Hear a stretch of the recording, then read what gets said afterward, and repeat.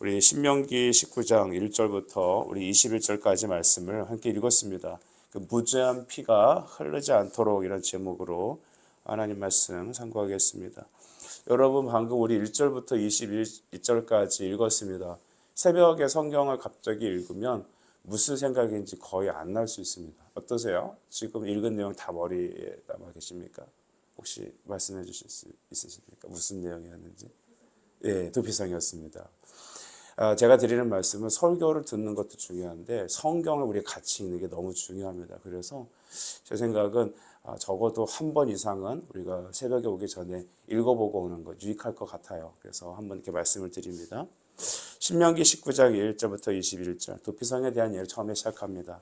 오늘날에 참 젊은이들도 그렇고 세상 사람들이 부르짖는 내용이 가능해 뭔가 보면 정의란 무엇인가 라는 주제가 굉장히 많은 것 같아요. 그러나 한국도 그렇고 미국도 그렇고 보면 이 진영 논리에 많이 빠져 있는 것 같아요. 우리 진영에 있는 사람은 무조건 옳은 겁니다. 하지만 상대편 우리와 반대되는 이렇게 카운터파터 쪽에 있는 사람들은 무조건 잘못한 겁니다. 저 사람들은 죽여야 돼요. 저 사람들은 망해야 됩니다. 그러다 보니까 가족 관계에서도 이 정치가 좀 있으면 이제 또 선거하죠.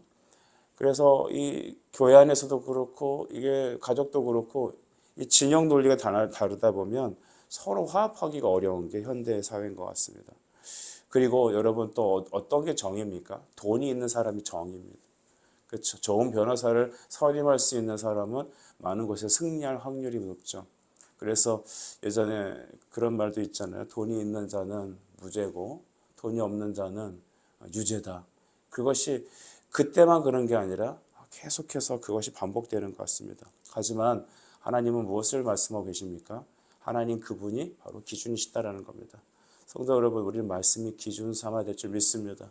우리는 진영 논리도 아니고 돈도 아닙니다. 우리는 하나님이 정의이십니다. 오늘 1절 말씀 보니까 내 하나님 여호와께서 이 여러 민족을 멸절하시고 라고 했습니다. 가나안 땅에 들어갔을 때 너희들이 살아가야 될 삶의 기준이 뭐냐? 이것이 신명기라는 것을 우리가 이해한다면 모압 평지에서 이제 본격적인 정복 전쟁 전에 그 다음 세대들과 이스라엘 백성들에게 주시는 하나님의 메시지죠. 여러분 우리 여러 민족들을 다 멸절하시고 그 다음에 그 땅에서 이렇게 살아가야 된다라고 선포하신 그 말씀을 들을 때 그 민족들은 일단 다 멸해야 됐다는 겁니다. 가나안에 있는 그 7 족속들은 다 여호수아의 칼날로 정리가 되어야 되고 쫓겨나야 됐습니다. 그들의 입장에서 보게 되면 매우 이건 폭력적인 일입니다. 하지만 우리는 그것을 죄 죽임으로 보자 했습니다. 죄를 하나님께서 멸하시되 완전히 우리 안에서 몰아내시는 것. 죄는 하나님과 함께 살 수 없습니다. 그래서 천국은 침노하는 자의 것이라 했기 때문에 가나안은 하나님의 복음의 침노로 그 땅의 죄와 우상들은 싹 정리되는 것입니다. 그러므로 하나님은 우리 안에 최초의 죄사함과 앞으로의 계속되는 죄사함의 은혜가 함께 주어집니다. 성도 여러분, 우리는 처음에 예수를 믿고 예수를 믿음으로 의롭다함을 받습니다. 이것을 칭의라고 하지 않습니까? 의롭다 하심을 여김 받음, 그리스도의 피로 죄 씻음 받음, 다시 태어남 이렇게 말합니다. 그런데 그 후에 날마다 성화의 삶을 살아갑니다. 그것은 여전히 우리가 육체 안에 살기 때문에 우리가 죄를 계속 머금고 죄가 발살되기 때문이죠. 죄 사함을 받았지만 여전히 사함받은 죄인으로 살아갑니다. 그래서 우리에게는 계속적인 죄 죽임이 또 필요합니다. 하나님께서는 그 땅에 살 때 여러분 생명은 여호와께 속했기 때문에 무죄한 피를 흘리지 말라고 하셨습니다. 3절 말씀을 보면 하나님께서는 여호와께서 내게 기업으로 주시는 땅 전체를 세 구역으로 나누어 길을 닦고 모든 살인자를 그 성읍으로 도피하게 하라 했습니다. 우리 아까 집사님께서 도피성 얘기를 딱 해주셨는데 그곳에 가서 전국 국토를 그러니까 세 등분으로 나눠서 살인자가 그곳에 피하여 무죄한 피를 흘리지 않게 하라고 말씀하시는 겁니다. 우리가 잘 알듯이 피는 생명이지 않습니까? 하나님은 무죄한 자의 피를 흘리는 것을 용납하지 않습니다.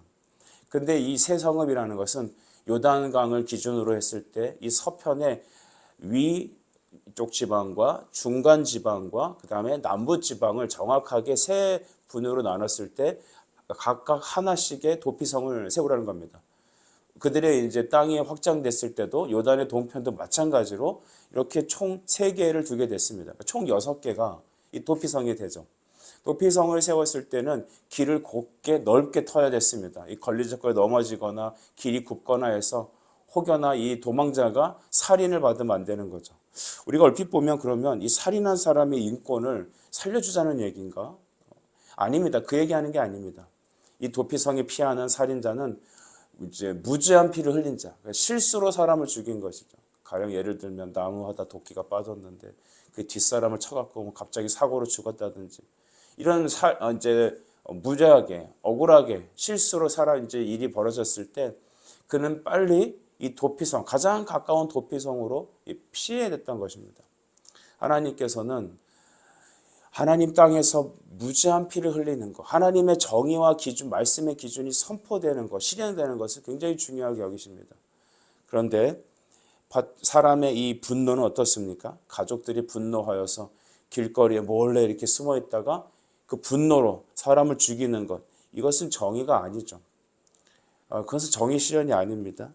그래서 여러분 이 도피성은 하나님이 생명을 귀히 여긴다. 무죄한 피 흘리지 않는 것이 우리 교회와 하나님의 뜻이다라는 것을 알아야 되겠습니다.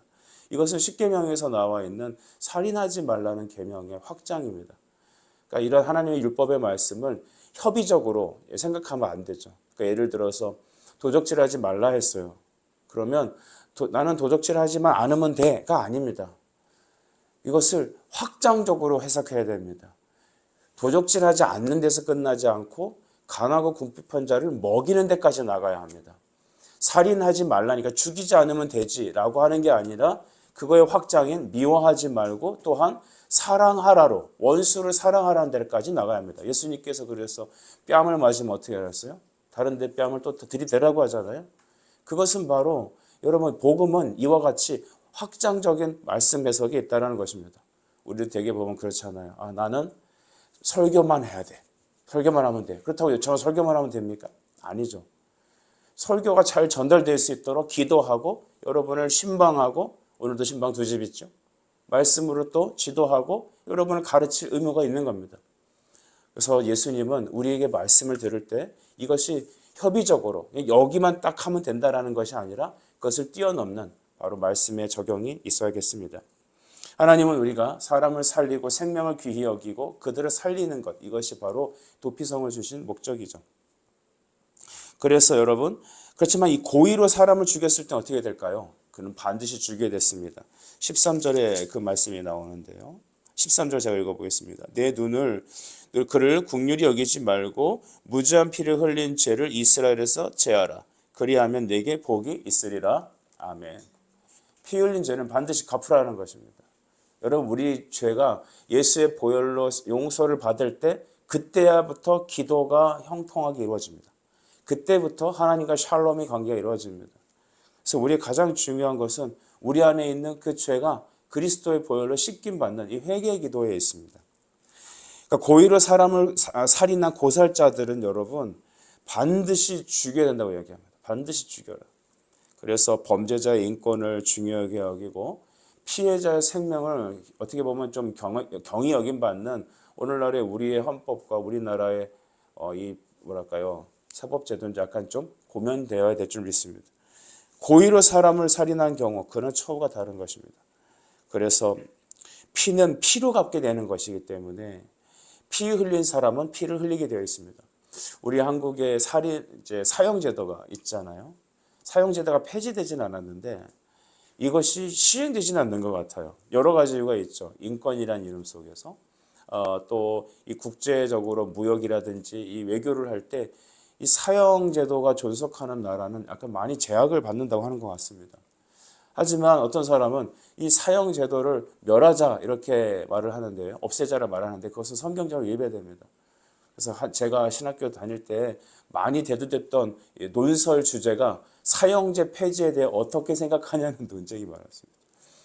그래서 대부분 인권을 주장해서 없애자고 하는 것은 이쪽 좀 이렇게 리버럴한 쪽이었고 말씀에서는 여러분 피 흘림은 피 흘림으로 갚아야 된다는 논리를 우리 보통 신학에서 말하고 있습니다. 사랑하는 여러분 오늘 율법의 말씀 의식법에 대해서는 오늘도 여전히 지켜지진 않죠.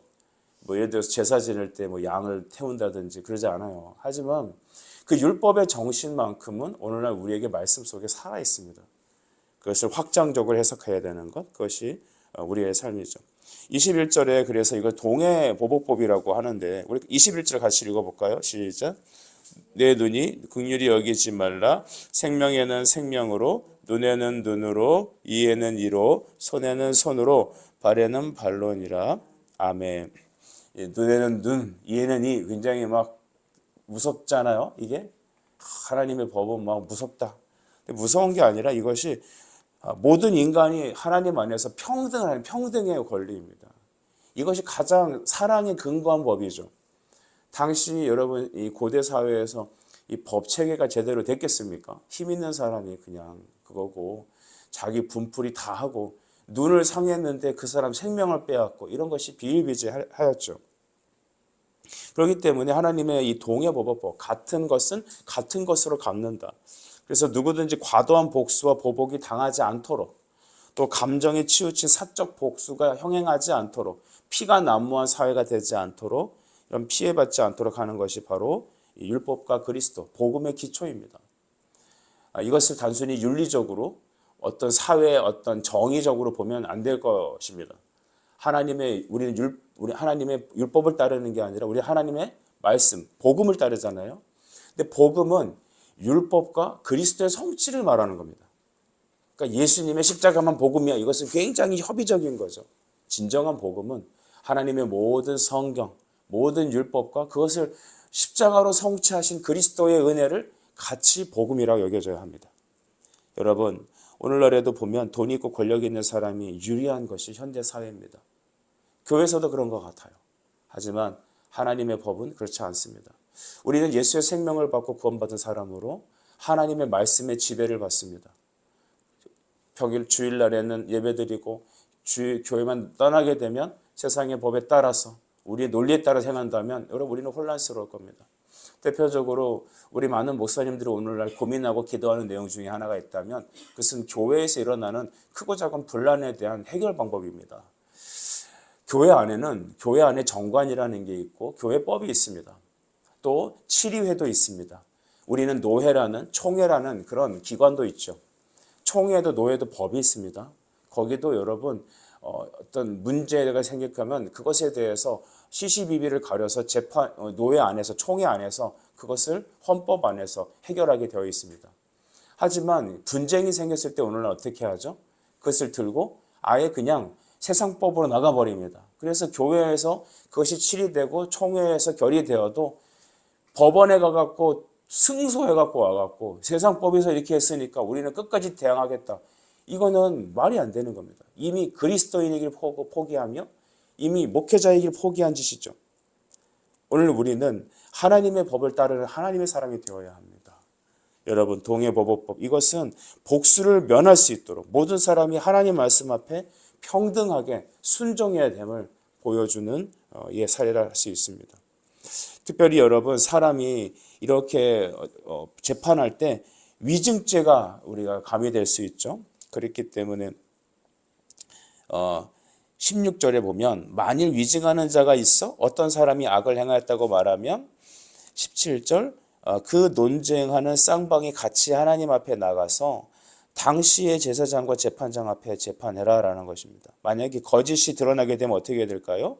19절에 보면 그의 형제에게 행하려고 꾀한 그대로 그에게 행하여 너희 중에 악을 제하라.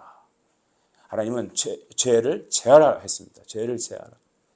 그래서 대표적인 사례가 에스더 7장에 보면 여러분 그 모르드게를 매달리려고 했던 장대가 있잖아요. 그 유대의 를 아주 경멸하는 하만이라고 하는 그 사람이 이 나무에다가 이스라엘 전부를 다 죽이고 특별히 모르드게를 매달려고 했던 장대 어떻게 됩니까? 자기가 달리죠. 그러니까 그대로 행하게 하신 겁니다. 그대로 행하게 하신 것. 사랑하는 여러분, 오늘 말씀을 정리합시다. 도피성, 그것은 우리가 생명을 건지게끔 피하는 그런 피난처였습니다. 예수님이 우리의 피난처시죠. 민수기 35장 28절 말씀을 읽어드립니다. 그 살인자가 대제사장이 죽기까지 도피성에 머물러야 될 거라 말씀하셨는데 대제사장이 죽은 후에는 그 살인자가 자기 소유의 땅으로 돌아갈 수 있다고 합니다. 즉 도피성에 피했던 이 살인자가 그것에서 언제 풀려날 수 있냐면 그 성의 제사장, 대제사장이 뭐 할 때요? 죽을 때까지 머물렀다가 죽은 후에는 다시 자기의 고향으로 돌아갈 수 있게 되었습니다. 저는 언젠간 이 민수기 35장 28절을 보면서 우리가 피할 도피성은 예수님이다. 그러면 그 예수 그리스도의 십자가를 통하여 우리는 완전히 다시 회복되어질 수 있구나라는 말씀으로 깨닫게 되었습니다. 여러분, 모든 죄인들이 예수님이 십자가 죽으신 이후에 우리는 본래의 위치인 아담의 위치보다 더 탁월한 그리스도의 자녀요 예수님의 형제의 자리로 올라가게 되었습니다. 옛 형상보다 더 탁월하게 아름답게 변화되었죠. 오늘도 이 아침에 우리는 삶의 모든 중심이 하나님의 말씀으로 치리되고 운영되길 간절히 바라고, 또한 그 중심에 우리가 피할 것은 도피성은 예수님밖에 없다는 것, 그의 십자가 안에서 우리는 다시 회복과 자유를 누릴 수 있다는 사실, 이것을 꼭 염두하시고 여러분 모든 근심 걱정을 십자가 앞에 내려놓고 우리 그 도피성이신 예수님께 함께 나아가십시다. 기도하겠습니다. 하나님 아버지, 오늘 신명기 19장 무죄한 피가 흘리지 마라 라는 말씀 속에 진정한 정의가 하나님이심을 깨닫게 됩니다. 공의와 정의를 하수처럼 흐르게 하는 이 땅이 되게 하셨는데 예수님의 복음의 말씀이 이와 같이 흘러가는 우리의 교회와 가정이 되어질 수 있도록 축복해 주시옵소서. 예수님의 이름으로 기도드립니다. 아멘.